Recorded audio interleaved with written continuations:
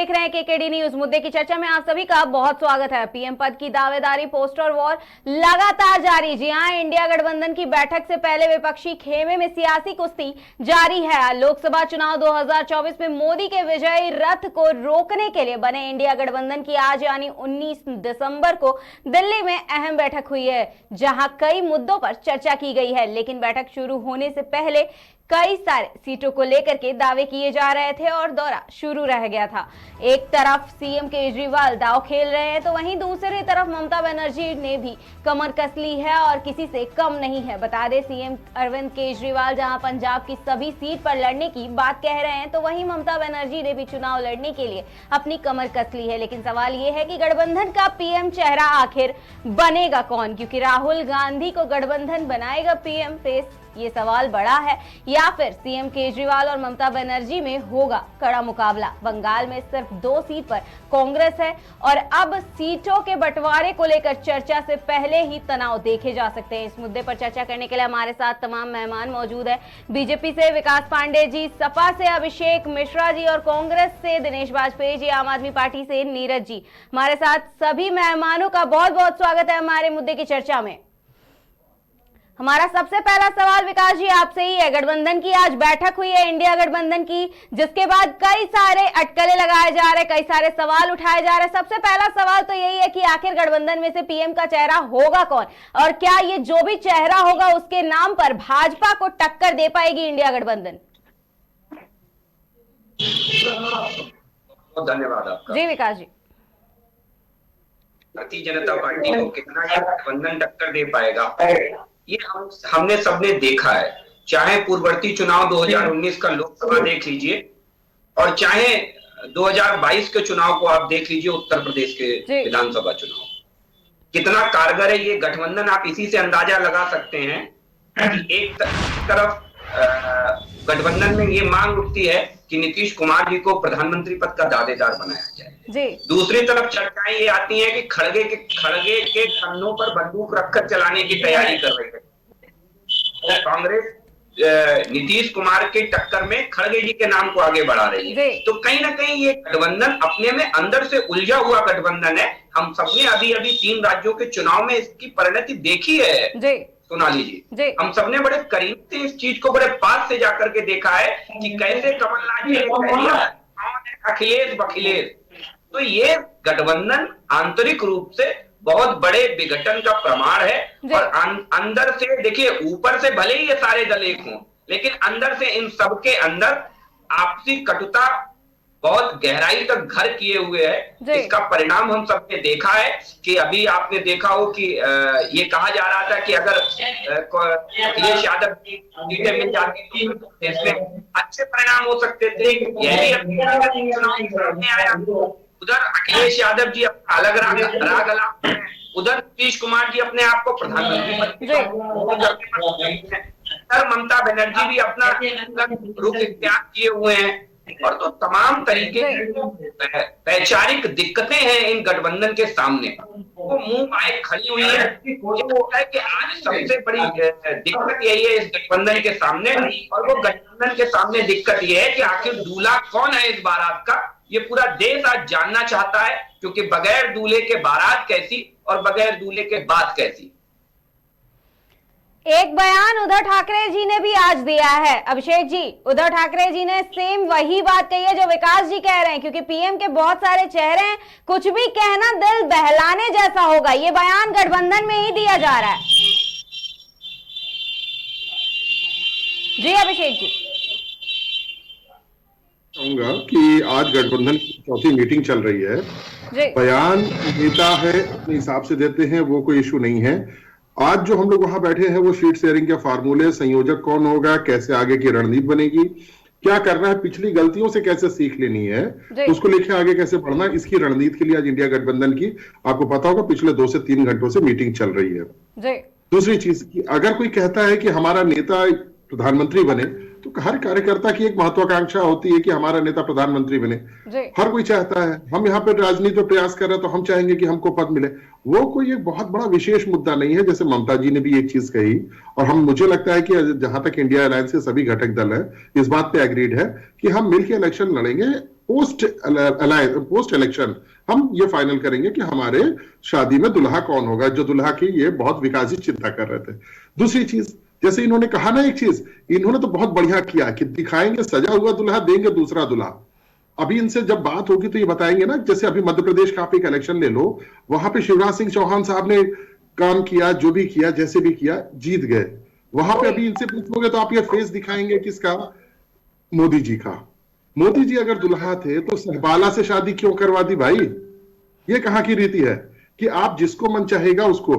मेरी आप ही के चैनल पे एक बार डिबेट में मैंने ये कहा था कि देखिएगा मुख्यमंत्री ऐसा होगा जिसको कोई एंटिसिपेट नहीं करता होगा, और वही चीजें हुई।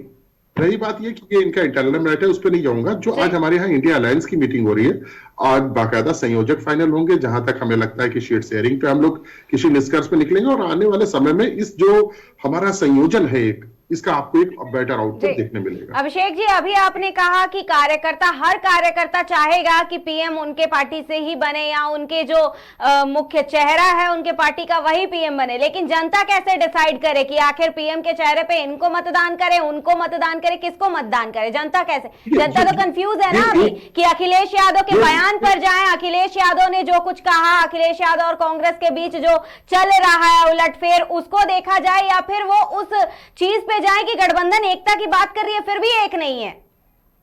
नहीं, आप जैसे कह रही हैं, जो लखनऊ अखिलेश जी और ये जो कांग्रेस के डिस्प्यूट्स की बात आप बता रहे हो, ये मध्य प्रदेश इलेक्शन के साथ तीसरी हो गया।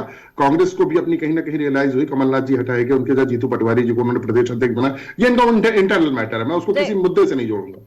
हो सकता है उन्होंने प्रक्रियागत तरीके से बनाया, मैं उस पर नहीं जाता। रही बात इसकी कि माननीय राष्ट्रीय अध्यक्ष जी ने भी साफ साफ कहा कि महत्वाकांक्षा अच्छी। अभी जल्दी एक टीवी के चैनल के कार्यक्रम में उन्होंने कहा महत्वाकांक्षी है, लेकिन मैं इतना महत्वाकांक्षी नहीं हूं। उन्होंने एक संदेश अपना देना चाहा है। अब रही बात इसकी, जैसे मैं समाजवादी पार्टी से हूं, हमारे भाई कांग्रेस से हैं, या विकास पांडे जी बीजेपी से हैं, तो वो चाहेंगे उनका नेता प्रधानमंत्री बने। हमारे जो कांग्रेस के साथी हैं वो चाहेंगे कि उनके कांग्रेस से, तो ये कोई बहुत बड़ा इश्यू नहीं है। ये इशू ये है कि आज जो हमारे देश में दिक्कतें हैं, जो बेरोजगारी है, जो अभी आपके यहाँ मतलब जो क्राइम बढ़ रहा है, उत्तर प्रदेश के लिए बात कर ले, इन सब चीजों को लेते हुए एक बेटर ऑप्शन देना आज उद्देश्य है, ना कि आज पीएम कोई मतलब डिफाइन होने जा रहा है। विकास जी, इन सब बातों से आप कितना सहमति रखते हैं? क्योंकि अगर उधर ठाकरे जी के बयान की बात की जाए तो पहले उन्होंने दिल बहलाने वाली बात कही, फिर उसके बाद उन्होंने कहा कि 100 रसोइया भोजन के स्वाद को खराब कर देते हैं। तो इन सारे बयानों का क्या मतलब आखिर निकाला जाए? विपक्ष तो मजा लेगा ही, क्योंकि सबसे पहला सवाल यह है कि विपक्ष तो अगर ऐसे ऐसे बयान गठबंधन से ही आएंगे तो विपक्ष क्यों नहीं सोचेगा, भाजपा क्यों नहीं सोचेगी, सवाल क्यों नहीं खड़े करेगी? देखिए, मैं फिर कहता हूं आपको कि आप अगर पूर्व में जाएंगे गठबंधन को लेकर, उत्तर प्रदेश के 3 सबसे बड़े राजनीतिक दल आप याद कर लीजिए, भारतीय जनता पार्टी, बहुजन समाज पार्टी और समाजवादी पार्टी। आप देखिए कि उसी उत्तर प्रदेश के अंदर कांग्रेस और सपा ने भी गठबंधन किया, आप सबको याद होगा। इसी उत्तर प्रदेश के अंदर 2 बेमेल गठबंधन हुए, बहुजन समाजवादी पार्टी और समाजवादी पार्टी ने भी गठबंधन किया। और मुझे लगता है कांग्रेस का तो राजनीतिक रूप से जनाधार है ही नहीं उत्तर प्रदेश के अंदर, तो मुझे लगता है उनकी चर्चा करना अभी फिलहाल इस विषय पर बहुत जल्दबाजी होगी। दूसरी चीज, आपने उन गठबंधनों के परिणाम स्वरूप यह भी देखा इस उत्तर प्रदेश के अंदर की क्या स्थितियां रही। 2014 का चुनाव उठा लीजिए, 2017 का चुनाव उठा लीजिए, 2019 का चुनाव उठा लीजिए, 2022 का चुनाव उठा लीजिए। मैं तो कहता हूं चुनाव दर चुनाव ईमानदारी से अभिषेक जी समीक्षा कर ले, इसमें बुराई क्या है? चुनाव दर चुनाव समीक्षा होती रहनी चाहिए, और समीक्षा होने के साथ साथ यह भी समीक्षा होनी चाहिए कि राजनीतिक दलों में नीति, नियत और नेतृत्व, इनका अभाव आप देख सकते हैं विपक्षी दलों में साफ देखा जा सकता है। ना कोई नीति है। गठबंधन होगा साहब तो आम आदमी पार्टी अलग लड़ेगी, पंजाब में अलग राह पलापा जाएगा, टीएमसी कहेगी बंगाल में हम अलग है साहब, लेकिन नेशनल स्तर पे गठबंधन है साहब। समाजवादी पार्टी कहेगी राष्ट्रीय स्तर पर गठबंधन है, लेकिन साहब उत्तर प्रदेश में हमारा कोई गठबंधन नहीं है। ये जनता को मूर्ख बनाने का गठबंधन है, मैं फिर कहता हूं आपको। मगर इन्हें यह नहीं मालूम है कि आज की जनता देश के यशस्वी प्रधानमंत्री नरेंद्र मोदी जी के नेतृत्व में बहुत जागरूक हो चुकी है, और वो जानती है कि ये जो भेड़िए जो भेड़ की खाल में छुपे बैठे भेड़िए लोग हैं, जो जनता को मूर्ख बनाने का काम कर रहे हैं और वापस पलट के जनता को ही झपटने वाले लोग हैं। तो ये जनता स्पष्ट रूप से जानती है। अभी बड़ी नैतिकता के साथ इन्होंने एक सवाल किया कि हमारे यहाँ पार्टी के अंदर हमने सीएम चेहरे पे चुनाव किसी और पे लड़ा और बाद में घोषित किसी और को कर दिया, और बड़ी साफगोई से हमारे सम्मानित प्रवक्ता ने कह दिया कि साहब ये हमारा आंतरिक मामला है। अरे भाई आंतरिक मामला है तो इतनी पीड़ा आपको किस बात की? यह भी भारतीय जनता पार्टी में ही संभव है कि हम कोई भी निर्णय लेते हैं और जिसके भी खिलाफ होता है वो पार्टी का सम्मानित नेता, हमारे यहाँ पहले भी आदरणीय प्रधानमंत्री कह चुके हैं कि मैं प्रधानमंत्री बाद में हूं, भारतीय जनता पार्टी का कार्यकर्ता पहले हूं। तो सारे दल, सारे हमारे यहाँ चाहे सांसद हो, विधायक हो, मुख्यमंत्री हो, मंत्री हो, प्रधानमंत्री हो, ये सबसे पहले अगर कोई है तो वो है भारतीय जनता पार्टी के कार्यकर्ता। और मुझे लगता है यही भारतीय जनता पार्टी की सबसे बड़ी ताकत है जिसका सामना इन सबको करना है। और आज बेमेल गठबंधन इस बात का उदाहरण है कि अरविंद केजरीवाल जी एक तरफ कह रहे थे कि भ्रष्टाचार की जननी अगर कोई है तो वो कांग्रेस पार्टी है। कोस करके दिल्ली की सत्ता हासिल की और अपने आप को राष्ट्रीय पार्टी के नेतृत्व के रूप में स्थापित कर लिया इसी कांग्रेस के भ्रष्टाचार को कोस करके। और आज उसी कांग्रेस पार्टी के साथ गलवैया कर करके बैठे हैं अरविंद केजरीवाल जी। किस मुंह से वोट मांगने जाएंगे जनता के बीच और किस मुंह से ये चेहरा दिखाने लायक लोग नहीं है आज, आप समझ लीजिए। लेकिन इसी चेहरे के साथ विकास जी अरविंद केजरीवाल जी वोट मांगने गए थे, 13 सीटों पे चुनाव लड़ने की भी बात कर रहे हैं। कहां पर? 13 सीटों पर चुनाव लड़ने की भी बात कर रहे हैं, अरविंद केजरीवाल जी लगातार कह रहे हैं। देखिए मैं फिर आपसे कहना चाहता हूं, इसी उत्तर प्रदेश के अंदर 99% सीटों पर जमानत जब्त हुई थी अरविंद केजरीवाल जी की 2022 के विधानसभा चुनाव में 99%। मुझे लगता है कि ये आकलन करने का विषय है कि आप राजनीति प्रोपोगंडा से एक लिमिट तक राजनीति कर सकते हैं और उस प्रोपोगंडा के बाद आपको जनता को डिलीवर करके देना होता है। और मुझे लगता है, मैं फिर कहता हूं, देश के यशस्वी प्रधानमंत्री नरेंद्र मोदी जी ने भी ये कहा और भारतीय जनता पार्टी का एक एक कार्यकर्ता ये कहता है, हमारी नीयत बिल्कुल स्पष्ट है, हमारी नीति बिल्कुल साफ है और हमारा नेतृत्व बहुत ईमानदार है, कर्मठ है। इसी का परिणाम है कि आज भारतीय जनता नीरज जी, विकास जी के आरोपों का जवाब दीजिएगा। विकास जी ने सीएम केजरीवाल को लेकर के भी अभी कहा। नीरज जी अपने माइक को अनम्यूट कर लीजिए। नीरज जी अपने माइक को अनम्यूट कर लीजिए। आप करिएगा आप जी। अभी जो विकास जी कह रहे हैं कि माननीय केजरीवाल जी की जो पार्टी आम आदमी पार्टी है उसकी जमानत जब्त हुई है, मैं इनसे पूछना चाहता हूं, जो दुनिया की सबसे बड़ी पार्टी कहते हैं अपने को, इनकी केरला में सभी जगह जमानत जब्त हुई, इनकी तमिलनाडु में जमानत जब्त हुई, कैसे कह सकते हैं सबसे बड़ी पार्टी है? जो ये कह रहे थे कि संसद में सुपारी जैसी पार्टी है, हमने इनको दिल्ली में 3 बार हराया है, एमसीडी के चुनाव में बुरी तरह हराया है, पंजाब के चुनाव में बुरी तरह हराया है, इनको शून्य पे लाके खड़ा कर दिया है। हमारी पार्टी जब राष्ट्रीय पार्टी बनी है वो गुजरात में जाकर के बनी है जिसको अपना गढ़ मानते हैं। आज गुजरात में, हरियाणा में कई जगह पे आम आदमी पार्टी बीजेपी का विकल्प बनके तैयार हो रही है। इसीलिए बीजेपी तिलमिलाई हुई, परेशान है, इसका काट ढूंढ रही है। इसीलिए आम आदमी पार्टी के ईमानदार नेताओं को जबरदस्ती जेल में डाला जा रहा है। माननीय केजरीवाल जी को झूठे नोटिस दिए जा रहे हैं सिर्फ चुनाव में परेशान करने के लिए। इस प्रकार मैं इनसे कहना चाहता हूं, जो कहते हैं गठबंधन की बात करते हैं कि इंडिया गठबंधन कामयाब नहीं है, मैं आपको बताना चाहता हूं कि अभी जो 5 राज्यों में चुनाव हुए हैं वहां पर अकेले कांग्रेस ने ही आपको पछाड़ दिया है वोटों के मामले में। जब इंडिया गठबंधन एक साथ लड़ेगा तो बीजेपी जिस तरह दक्षिण भारत में पूर्ण तरह से साफ हो गई है, उसी तरह से पूरे भारत में इनका सुपड़ा साफ होने वाला है। जिस मशीन से ये कह रहे हैं कि ये बन जाते हैं, एक ही जगह सरकार बनाई, केवल तेलंगाना में कांग्रेस ने सरकार जरूर बनाई। उसमें हुआ क्या है आप देखिएगा, इन्होंने जो 3 नए चेहरे लेकर के आए हैं, इसका मतलब यह है सीधा ही अपने कार्यकर्ता का सम्मान नहीं करते हैं। जिनके नाम पे वोट मिला, जिनकी वजह से चुनाव जीते, उनको इन्होंने हाशिए पे कर दिया, क्योंकि इनको सिर्फ प्रधानमंत्री के तरह पे तानाशाह चाहिए। और उस तानाशाही को कायम रखने के लिए पुराने कार्यकर्ताओं को ताक पे रखा जा रहा है, चाहे वो आपके जो है शिवराज सिंह चौहान जी हो, चाहे वो आपकी वसुंधरा राजे जी हो, चाहे रमन सिंह जी हो, चाहे कोई भी हो। तो इसको जवाब देने के लिए ये चुनाव इसका नहीं है कि प्रधानमंत्री कौन बनेगा, देश के संविधान को बचाया जाएगा, इसके लिए चुनाव है। अगर आप सभी पार्टियां नहीं जागी तो ये जो है जिस तरह से 141 सांसदों को संसद से निकाला गया है, निलंबित किया गया है, ये लगातार तानाशाही चलती रहेगी। जिस तरह षड्यंत्र बस, चाहे महिला मुत्रा जी हो, चाहे आपके जो है संजय सिंह जी हो, बहुत सारे सांसदों को निलंबित किया गया। इस तरह के जो कार्यकृत्य हैं वो चलते रहेंगे, मुद्दों को भटकाया जाता रहेगा। आज इंडिया गठबंधन की वजह से इनको बिजली मुफ्त की घोषणा करनी पड़ी है, सिलेंडर को 500 रुपए में देने घोषणा करनी पड़ी है, लेकिन ये लागू नहीं कर रहे हैं क्योंकि जनता इनके झूठ को परख चुकी है, जान चुकी है। विकास जी जवाब दीजिएगा। गुजारिश, झूठे वादे आप, ये सारे वादे झूठे बताए जा रहे हैं नीरज जी की तरफ से, और नीरज जी साफ साफ कह रहे हैं कि जो 500 रुपए में सिलेंडर देने की बात कही गई है वो भी एक झूठ है, और बाकी के आम आदमी पार्टी के नेताओं के ऊपर जो आरोप लगाए गए हैं, ईडी की जांच की गई है, अरविंद केजरीवाल को नोटिस भेजी जा रही है, ये सारी चीजें भी झूठे हैं।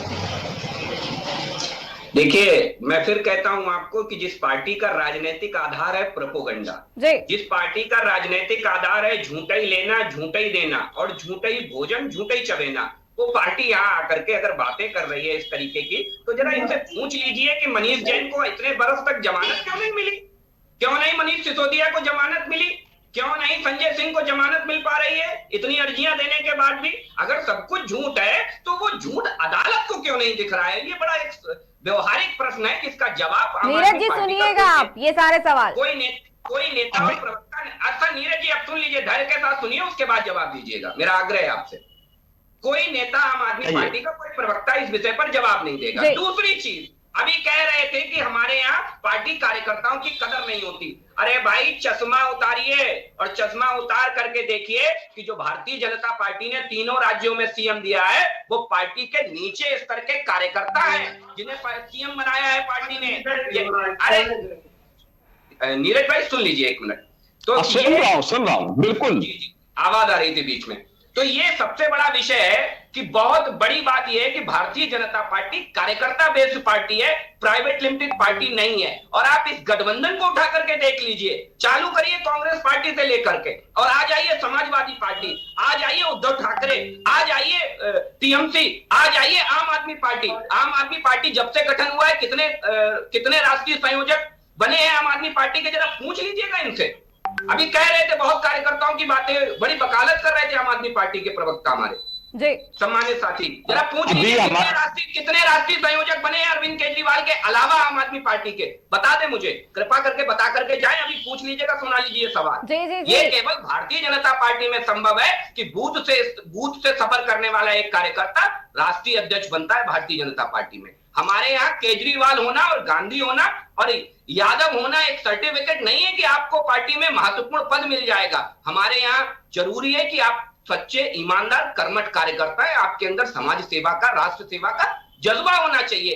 ये दर्द है बेसिकली, सुना लीजिए, इन सारे राजनीतिक दलों के पेट के अंदर। क्या जनता ने इतनी व्यापकता के साथ भारतीय जनता पार्टी के नेतृत्व को स्वीकार्यता दी है? वो मुझे लगता है कि इन सारे राजनीतिक दलों के लिए आत्ममंथन का विषय है, लेकिन आत्ममंथन की जगह ये एक दूसरे से लड़ने वाले दल हैं। मैं फिर कहता हूं आपको कि ये दल मिल गए हैं लेकिन दिल नहीं मिले हैं, क्योंकि याद कर लीजिए कमलनाथ ने अभी कुछ ही दिन पुराना बयान है, कौन है अखिलेश वखिलेश। तो जरा इन सारे विषय, ये कोई छोटे विषय नहीं है। सुना लीजिए, जब हम गठबंधन करते हैं तो ये भारतीय जनता पार्टी है कि दशकों तक गठबंधन में रहती है। इसका जवाब तो दिनेश जी बेहतर तरीके से दे पाएंगे। विकास जी, दिनेश जी इसका जवाब दीजिएगा। विकास जी जरा गौर से सुनिएगा। जिस तरह आपने कहा भ्रष्टाचार की बात की, आपके मुंह से, आपके पार्टी के मुंह से भ्रष्टाचार नाम का शब्द ही उचित नहीं लगता है। जब आपसे छगन भुजबल जी की फाइल मांगी जाती है तो आपकी ईडी कह देती है कि हमें फाइल नहीं मिल रही है। जो विश्व शर्मा जी जिनके पार्टनर घोटाले की आपने बात की थी, जिनकी बुकलेट निकाली थी, वो आके मुख्यमंत्री बन जाते हैं। जो आपके व्यापम घोटाले के आरोपी हैं, राशन घोटाले के आरोपी हैं शिवराज सिंह जी, जो आपके पुराने कार्यकर्ता भी हैं। यहाँ पे हुआ क्या है, कर क्या रहे हैं आप? यहाँ पे बड़े बड़े नेताओं को साइड किया जा रहा है और उनको ईडी और सीबीआई का डर दिखाया जा रहा है कि चुप बैठिए नहीं तो आपको जेल में डाल दिया जाएगा। यही काम आपका जो है, जो दिल्ली में आपका मनीष सिसोदिया जी के बारे में लीजिए, चाहे संजय सिंह जी के बारे में लीजिए, मनीष सिसोदिया जी के बारे में माननीय सुप्रीम कोर्ट जी ने कहा था कि आपका केस 2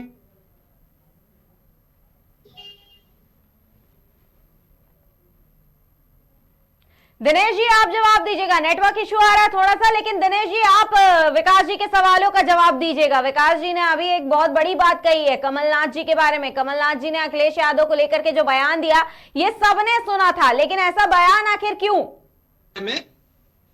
जी दिनेश जी जवाब दीजिए। भाजपा के साथी आज इस गठबंधन के कारण भारतीय जनता पार्टी की नींद उड़ी हुई है जी। हमारे भारतीय जनता पार्टी के साथी कह रहे थे कि हमारे नेता कार्यकर्ताओं को ही महत्व देते हैं, तो हम अपने भाजपा के प्रवक्ता से पूछना चाहते हैं, क्या आदरणीय आडवाणी जी कार्यकर्ता नहीं थे? क्या आदरणीय मुरली मनोहर जी कार्यकर्ता नहीं थे? जो कि नरेंद्र मोदी जी को प्रधानमंत्री के पद पर बिठाया गया।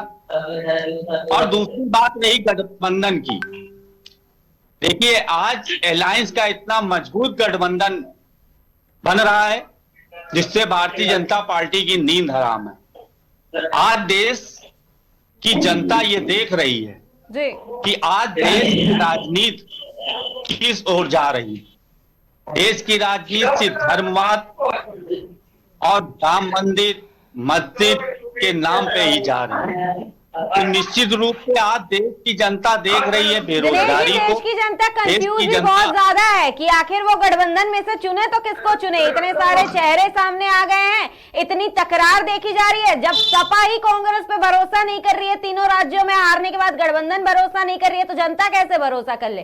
देश की जनता इस वक्त बहुत कंफ्यूज है। दिनेश जी आप धैर्य रखिए और भारतीय जनता पार्टी के साथ ही धैर्य रखिए। निश्चित रूप से हमारे सभी बड़े नेता बैठ के इस पर मीटिंग विचार विमर्श कर रहे हैं और जल्द ही इसका एक अच्छा हल निकाल के भारतीय जनता पार्टी के लोगों को और आप तक ये संदेश दिया जाएगा कि हमारे इस गठबंधन का प्रधानमंत्री कौन होगा। सबकी सहमति होगी और सारे नेता एक होकर के तय करेंगे। निश्चित रूप से मान के चलिए कि आने वाले 2024 में जो गठबंधन का नेता तय होगा वो जनता को भी मान्य होगा और जनता को भी सर्वोपरि। विकास जी जवाब दीजिएगा। अभी डिसाइड जी पहले होल्ड तो हटाइए। जी मुझे लग रहा है कि 2-3 चीजें हैं बहुत बुनियादी तौर पर। अभी आपने देखा हो सुना हो इन सारी चीजों को। गठबंधन का नेता तय करने में आप क्या कर रहे हैं, आप उदाहरण सहित समझिए कि खड़गे जी को आगे कर दिया क्योंकि नीतीश कुमार जी का नाम बड़े जोर शोर से चल रहा था। तो नीतीश कुमार जी बेचारे अगर कहीं प्रधानमंत्री पद की दौड़ में ना आ जाए, नीतीश कुमार जी अलग नाराज हैं, इसलिए खड़गे को आगे कर दिया गया।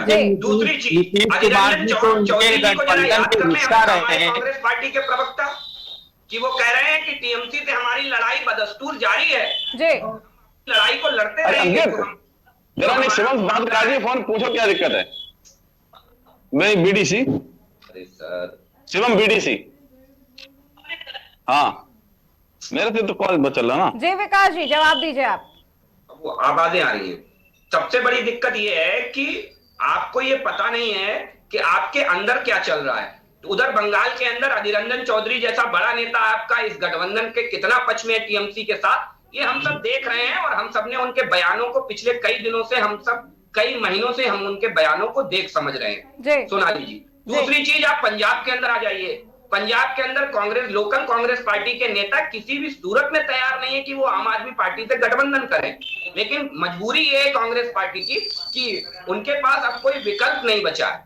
और इन सारे राजनीतिक दलों के पास कोई विकल्प नहीं। मैं फिर कहता हूं, अखिलेश यादव जी को लेकर के चाहे अजय राय हो, चाहे कमलनाथ हो, तमाम तरीके के बयान दिए गए, लेकिन अखिलेश यादव की मजबूरी है, कांग्रेस बहुत जरूरी है। इसी के कारण से अखिलेश यादव हो, चाहे नीतीश कुमार हो, चाहे ममता बनर्जी हो, चाहे अरविंद केजरीवाल हो, कांग्रेस पार्टी बहुत अच्छे से जानती है कि इनकी मजबूरी है हमारे साथ आना।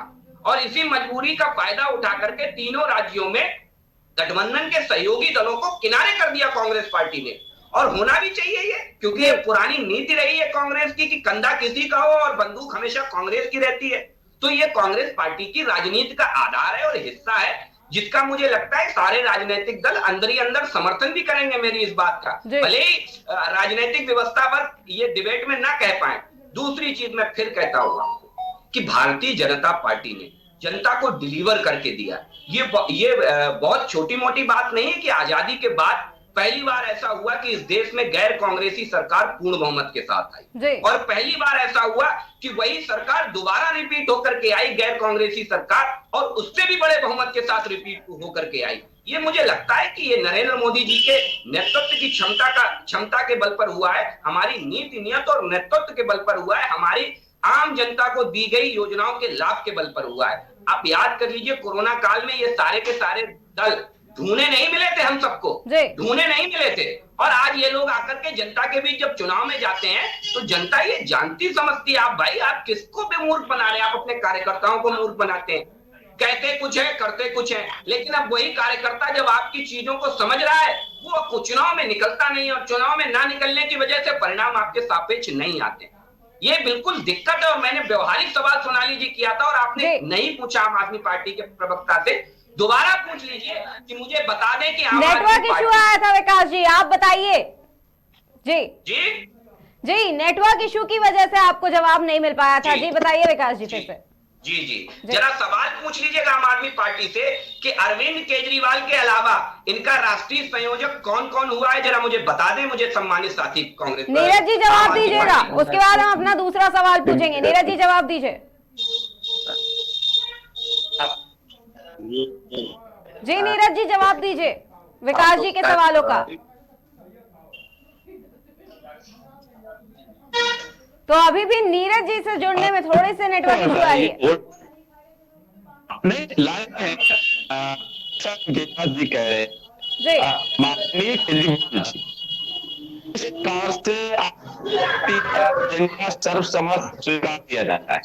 अरे सर कितने हुए? मुद्दा ये है कि आपने हमारे अडवाणी जी पर सवाल उठाया, हमारे जोशी जी पर सवाल उठाया, लेकिन आप ये भूल गए कि वो प्रधानमंत्री रहे, भारतीय जनता पार्टी के राष्ट्रीय अध्यक्ष रहे, तमाम पदों पर रहे, चाहे जोशी जी हो चाहे अडवाणी जी हो। तो ये तो मुझे लगता है अरविंद केजरीवाल जी की पार्टी के प्रवक्ता को ध्यान रखना चाहिए। आप मुझे बताइए कि 10 साल से ज्यादा होने जा रहे हैं आपकी पार्टी को, आम आदमी पार्टी को, कितने राष्ट्रीय संयोजक दिए हैं पिछले 10 साल में? संयोजक दिए हैं, ये बात बताएं इस देश को। पता तो लगे कि एक पार्टी की प्राइवेट लिमिटेड पार्टी है आम आदमी पार्टी। आप सुन लीजिएगा, आप थोड़ा तसल्ली रखिएगा। आम आदमी पार्टी में जितने भी होते हैं कार्यकर्ता होते हैं, हमारे यहाँ कोई राष्ट्रीय अध्यक्ष नहीं होता है। अरे भाई राष्ट्रीय संयोजक बोला मैंने अरविंद केजरीवाल जी को। आप सवाल सुनिए श्रीमान जी, सोनाली जी, मैंने राष्ट्रीय संयोजक प्रयास करिए। जिस प्रकार से आम आदमी पार्टी काम कर रही है उस हिसाब से देखा जाए हमारे में एक एक कार्यकर्ता की वैल्यू उतनी है जितनी एक बड़े नेता की होती है।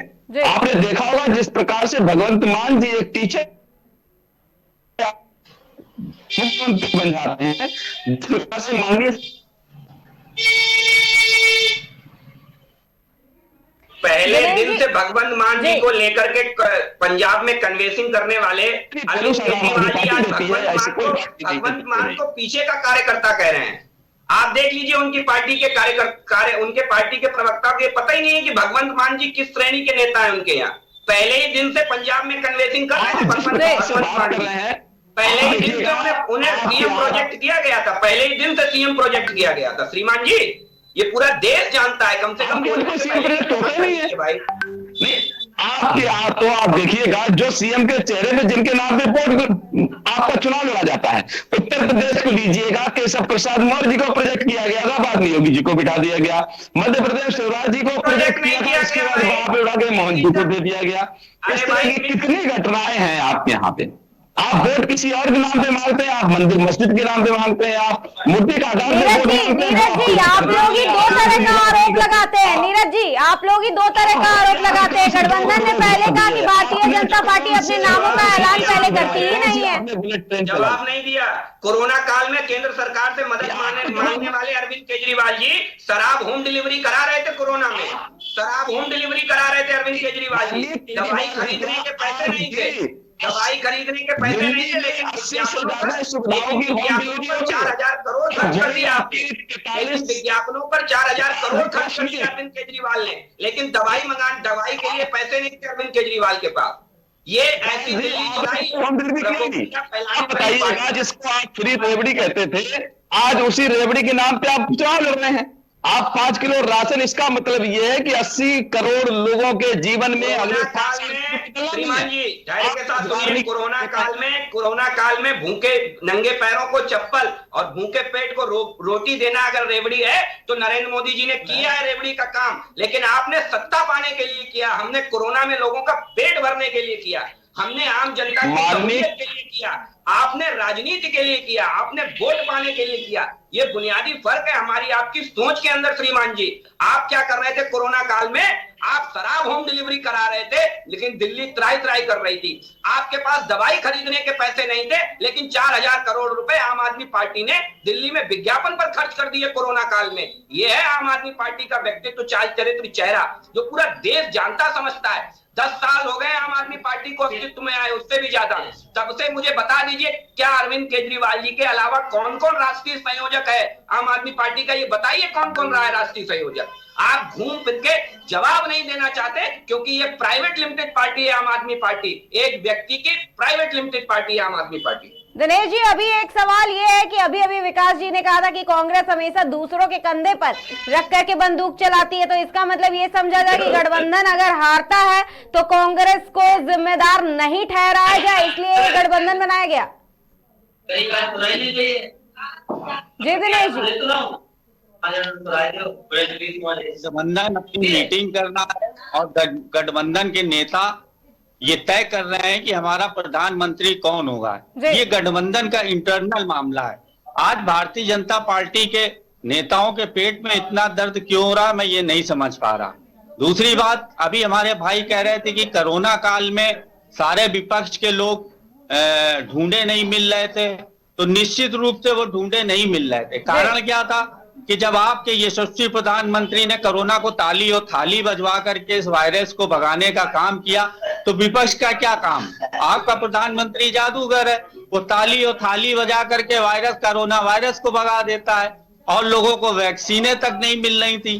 तो निश्चित रूप से भारतीय जनता पार्टी के नेता और उनके प्रवक्ता जी के पेट में इतना दर्द ना हो। निश्चित रूप से आज गठबंधन की एक अहम बैठक हो रही है और उसमें हमारा प्रधानमंत्री कौन होगा, जल्द ही इसका फैसला हमारे सभी गठबंधन के वरिष्ठ नेता ले लेंगे, ये हमारा मानना है। जी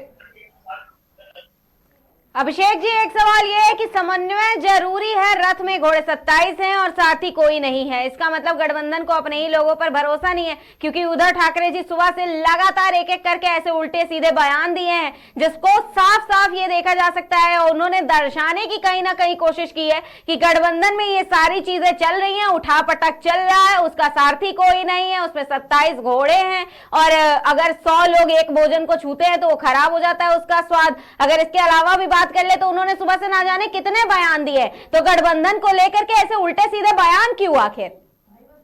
देखिए सोनाली जी, कोई महत्वपूर्ण विषय नहीं है जो आज उन्होंने अपना बयान दिया। हमारे भारतीय जनता पार्टी के लोग भी गठबंधन में रहे, नीतीश कुमार जी रहे, क्या कारण रहा, क्यों अलग हुए, हम उसमें जाना नहीं चाहते हैं। और भारतीय जनता पार्टी भी गठबंधन में ही उसने अपनी सरकार बनाई थी और आज भी गठबंधन में ही है।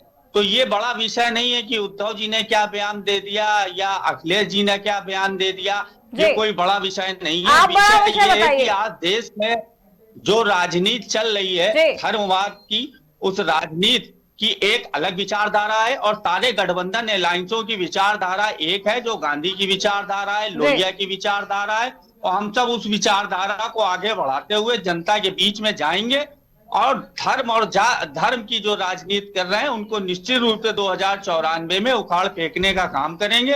और साथ ही मैं ये भी बता दूं कि 3 राज्यों में चुनाव हारे जरूर हम हैं, लेकिन आज विपक्ष के रूप में सबसे बड़ी भूमिका कांग्रेस निभाएगी और इनके जितने भी काले कारनामे होंगे उसके लिए जनता सड़क पे उतरेगी और इनको जवाब देगी।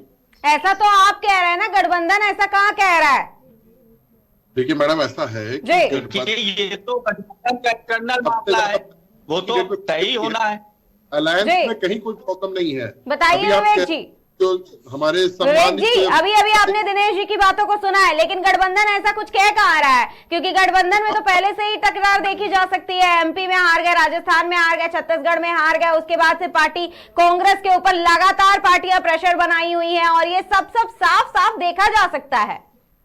नहीं, देखिए ऐसा है, जो आज उद्धव जी की आपने बात कही, जब हम घर बैठे हैं, अगर हमें कोई विपत्ति दिखाई देती है तो हम एक दूसरे को। विकास जी, सवाल आपसे था, अभी जवाब दीजिएगा। जी अभिषेक जी बताइए।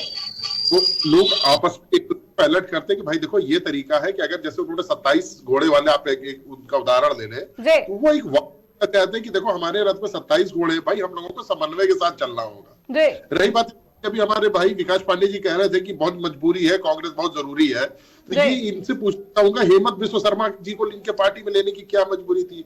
अजीत पवार जी को लिया, साउथ में भी ऐसे सैकड़ों इनके पास उदाहरण है जहाँ के करप्ट पर्सन को एक दिन पहले तक करप्ट कहा, बाद में अपने यहाँ ले लिया। दूसरी चीज ये कहते हैं कि जो मोदी जी कहते हैं वो डिलीवर करते हैं। आज वो 15 लाख रुपए किसके खाते में है? जो रोजगार का वादा किया था उसका क्या हुआ? अभी एक चीज और, एक सबसे बड़ी मतलब देश को बांटने का तरीका, राजस्थान में इन्होंने कहा 450 रुपए में सिलेंडर देंगे। उत्तर प्रदेश का पाप बताते कि हमने अगर यहाँ पे इनकी सरकार बनी, लोगों ने वोट देकर उम्मीद से इनकी सरकार बनाई, तो उत्तर प्रदेश वाले 1090 में खरीदेंगे, राजस्थान को 450 में देंगे। चलिए ये इनका मैटर है। सबसे बड़ी पूरा नहीं किया इन्होंने, ये सब झूठे वादे करते हैं। किसी को भी लीजिए, आप किसी मुद्दे को लीजिए, अपनी बात को कहते हैं और कहने के बाद झूठे वादे करने के बाद ही अपनी बात से मुकर जाते हैं। चाहे वो छत्तीसगढ़ में बिजली की बात हो, अब ये कह रहे हैं हम बिजली मुफ्त नहीं दे पाएंगे, और राजस्थान में कह रहे हैं हम 400 450 का सिलेंडर नहीं दे पाएंगे। बाहर का व्यक्ति जो अन्य पार्टियों में भ्रष्टाचारी है, लेकिन इनकी पार्टी में आते ही जवाब दीजिएगा। कई सारे आरोप एक साथ लगा दिया है गठबंधन ने आपके ऊपर, यहाँ पे डिबेट में गठबंधन जारी है अभी भी। विकास जी बताइएगा। जी देखिए, मुझे लगता है कि 2-3 चीजें हैं। अभी हमारे सम्मानित साथी कह रहे थे कि गांधी की विचारधारा को मानने वाले हम सारे लोग हैं। भाई ये भी क्या गांधी की विचारधारा ये कहती थी कि राम काल्पनिक है? रघुपति राघव राजा राम, पतित पावन सीता राम। आप तो गांधी की आत्मा के हत्यारे लोग हैं। आप कहाँ गांधी जी की विचारधारा को मानने की बात कर रहे हैं भाई? स्वीकार करने में भाई गॉडसे जी क्या है? सुनिए गांधी की, आप तो गॉडसे की विचारधारा पे चलने वाले लोग हैं। डरिए मत भाई, डरिए मत। विकास पांडे जी, आप मैं सम्मानित शब्दों से आपको कह रहा हूँ, आप बता दीजिए आप गॉडसे को मानते हैं, गांधी को मानते हैं? वो तो विचारधारा एक साथ लेकर के चल रहे हैं आप। हम तो साफ करें, हम गांधी को मानते हैं, हम बाबा साहब को मानते हैं, शमशान को मानते हैं। हम भी तो वही कह रहे हैं आप विचारधारा में, गांधी की विचारधारा में आपके गॉडसे को भी उतना ही सम्मान देते हैं जितना गांधी को देते हैं। गांधी की विचारधारा गांधी की विचारधारा में रघुपति राघव राजा राम, पतित पावन सीताराम था, और आप उस आत्मा के, गांधी की आत्मा के हत्यारे हैं। आपने राम को काल्पनिक कह दिया। जरा तनिक मात्र तो जो हत्यारा वास्तविक गांधी जी का, उनको तो आप चरण करते हैं आप इसके बाद कहते हैं आप डरने वाले लोग हैं। एक सवाल का जवाब नहीं। माननीय केजरीवाल जी आपकी जो है भगवान राम की यात्रा अयोध्या में करवा रहे हैं, सब देख रहे हैं। और वही आपके गृह मंत्री जी जब तक वहां पे तेलंगाना में जाते हैं, वहां पे जाके कहते हैं कि हम यात्रा मुक्त करवाएंगे राम जी की अयोध्या की। तो आप वहां पे आप करवाते तो कुछ है नहीं, सिर्फ कहने के लिए मुंह में राम और पीछे जो है कुछ और करते हैं भाई। अब सुन लो भाई, अब डरपोक लोग अगर थोड़ा सा धैर्य रखें तो सुन लें और उसके बाद इकट्ठा जवाब दें, क्योंकि बुद्धि विवेक से जवाब देना होता है। गजबे भाई, हमारे तो मैनिफेस्टो में हम राम मंदिर बनवाएंगे, तो हम नहीं अपनी बात ना पहले से संभालिए। डरपोक ये सब जहाँ बैठ के आपको शोभा नहीं देते। दूसरी बात ये है कि आप अपनी पार्टी के प्रवक्ता हैं और डरपोक कह के अपनी भाषा शैली को संभाल के बात करिए। और रहा सवाल जो आप महात्मा गांधी की बात करते हैं, तो महात्मा गांधी की विचारधारा में चलने वाले हमारे पूर्व प्रधानमंत्री राजीव गांधी जी ने उस राम मंदिर का ताला खुलवाया। आप कहाँ से करके अभी आप सीना ठोक रहे थे, उन्हीं गांधी का ये भजन है, रघुपति राघव राजा राम और पतित पावन सीताराम। मैं उनका अनुयायी हूँ, मैं अनुयायी हूँ। मैं कहीं कोई आप लोग आप कहिए डरे नहीं भाई, ये लोग आप कैसी विचारधारा की बात करते हैं? आप विचारधारा या तो आप कहिए हम गांधी को मानते हैं। अब जरा बात कर लीजिए, संविधान की आप हत्या कर रहे हैं। 141 सांसदों को संसद से निलंबित कर दिया गया है। अभी ऐसा हुआ है, आपने तो घोषित तानाशाही ला रहे हैं। आपने तो हॉस्पिटल को जेल बना दिया था, आपने इंटर कॉलेजेस को जेल बना दिया था इसी कांग्रेस पार्टी ने। तब कहां चला गया था आपका लोकतंत्र? तब याद नहीं आई? पूरा विपक्ष आज मौन है उस बात के ऊपर जिसे काला अध्याय कहा जाता है, जिसे नहीं, जो सांसद बात संसद में मौजूद नहीं होता उसको भी आप अरे सर कैसी बात कर रहे हो? वो लोकसभा स्पीकर का विशेषाधिकार है, वो सरकार नहीं करती है, वो लोकसभा स्पीकर अपना निर्णय लेते हैं। मगर कांग्रेस पार्टी और ये तो सब जनता देख रही है कि किस तरह से लोकसभा चल रही है, किस तरह से चश्मे का नंबर बढ़ सच का गला घोटा जा रहा है, वो सब देख रहे हैं। बहुत जल्द ये सारे के सारे विपक्षी दल मोतियाबिंद नामक बीमारी के शिकार हो जाएंगे। किया गया है। कीजिएगा अभिषेक जी, इनकी दृष्टि बदलती जा रही है। जनता की नजर में वैसे ही ये सारे के सारे विपक्षी दल मोतियाबिंद के शिकार हो जाएंगे। जरा पूछ लीजिए कि इसी पूरे देश में घूम घूम कर आप महंगाई का ढिंढोरा पीट रहे थे, पूरी कांग्रेस पार्टी। महंगाई, आपको महंगाई अभी नहीं दिख रही? आप राजस्थान में जब चुनाव की बात करते हैं तब 450 सिलेंडर की बात करते हैं, तो आपको महंगाई दिखती है। आपको पूरे देश की महंगाई नहीं दिख रही है, आपको डीजल पेट्रोल नहीं दिख रहा है। आज के समय पे आटा 40 रुपए किलो हो गया, वो आपको नहीं दिख रहा। आप बीच में बोलते हैं सोनाली, नहीं है, देश के ऊपर सबसे ज्यादा अभिषेक जी, आप विकास जी की बातों को सुन लीजिए, उसके बाद जवाब दीजिए। महंगाई दर आपकी बहुत ज्यादा होगी, वो आपको नहीं दिख रहा। बेरोजगारी चरम पे है, वो आपको नहीं दिख रहा। हर चीज प्राइवेट होती जा रही है। सुन लीजिएगा, बगैर डरे आप जितना कहना हो कह लीजिए। मेरा नहीं, डरने की क्या जरूरत है? आपको डर लग रहा है इसलिए आप सीबीआई क्योंकि डरपोक तरीके से नहीं बोला जाता है ना। मैंने धैर्य के साथ सुना, तो सुनिए। अगर आपने कर्मकांड नहीं किए तो सुनिए। पूरे देश में आप महंगाई का रोना रोते हैं, पूरे देश में। और जब हिमाचल में महंगाई सिर्फ राजस्थान नहीं है क्या? उत्तर पूरे देश में आपकी सरकार नहीं है? अरे हिमाचल पहले स्ट्रोक में आप डीजल पेट्रोल के ऊपर सेस बढ़ा करके पेट्रोल पे पैसे, डीजल पे पैसे बढ़ाने का काम कांग्रेस पार्टी करती है। तब कहां चली गई थी महंगाई? मुझे बता दे कांग्रेस पार्टी। आज देश के अंदर प्रधानमंत्री ने तो नारा दिया था, आपकी बार मोदी सरकार, बहुत हुई महंगाई की मार। पार्टी की सरकार नहीं है, जहाँ महंगाई कहाँ पर है? आपके प्रधानमंत्री खुद एक बहुत बड़े पूरे देश में भारतीय जनता पार्टी की सरकार। इसका मतलब आप ये मानते हैं कि आपकी सरकार नहीं है पूरे देश में? आप यही कहना चाहते हैं ना कि आपकी सरकार नहीं है, आपके कंट्रोल में पेट्रोल, डीजल और गैस? देश नहीं चलेगा। अपने आप यही कहना चाहते हैं? करने के चक्कर में आप देश को गुमराह मत करिए। अपने युवराज को प्लांट करने के चक्कर में देश को गुमराह मत करिए। आरबीआई का लाखों रुपए के समय भी कभी इस्तेमाल हुआ, वो पैसा भी आपने ले लिया। आपने आरबीआई का रिजर्व पैसा भी इस्तेमाल कर लिया। आपने 100 लाख करोड़ रुपए एक्स्ट्रा कर्जा ले लिया। पढ़े लिखे नौजवानों आपने बनाया कुछ नहीं। आप बता दीजिए, आपने कौन सी एक यूनिवर्सिटी बनाई? कौन सा आपने एक विश्वविद्यालय बनाया? जैसे दरभंगा विश्वविद्यालय, उसकी आप मेडिकल कॉलेज की बात करें, एम्स की बात करें, वो तो उसकी जमीन तक नहीं दिखाई दे रही है कहीं पे भी। दूसरा, माननीय मोदी जी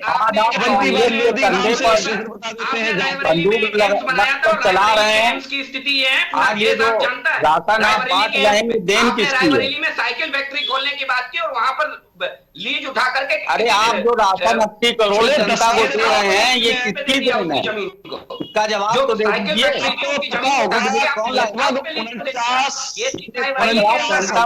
रोटी और मजदूरी कंपनियां बंद हो गई।